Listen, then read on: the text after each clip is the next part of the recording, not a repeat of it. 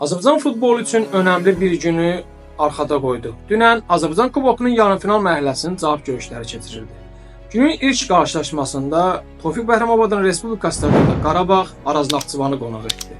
İlk oyunda 1-0 üstünlük əldə edən Araz komandası cavab görüşünə də pis təsir bağışlamadı. Xüsusilə ilk 65 dəqiqədə layiqli mübarizə apardı.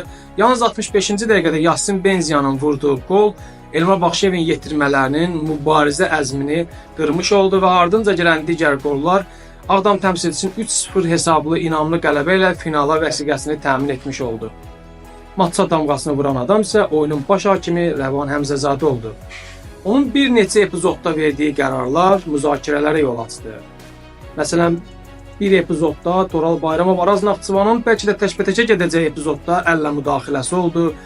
Raman Maçadonun təhlükəli hücuma komandasını daşıdığı bir anda Qarabağın futbolçusu əllə oynadı, amma qərar Qarabağın lehinə verildi. Urfan Abbasovun penalti epizodu bir qədər müəmmalı idi. Sanki orada top bədəndən ələ dəymişdi, amma baş hakim nöqtəni göstərdi.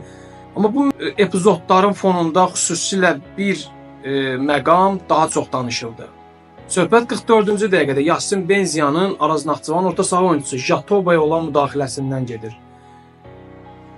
Benziyanın müdaxiləsi çox sərt idi. Gözləmək olar ki, futbolçu qırmızı vərəqə ilə meydandan qovulacaq, amma Həmzəzadə yalnız sarı vərəqə ilə kifayətləndi və vara belə getmədi.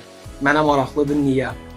Halbuki o epizodda Benziyaya veriləcək qırmızı vərəqə oyunun müqəddaratını tam başqa səmtə əldə edə bilərdi. Bilirik ki, Benziya Qarabağın önəmli fiqurlarından biridir.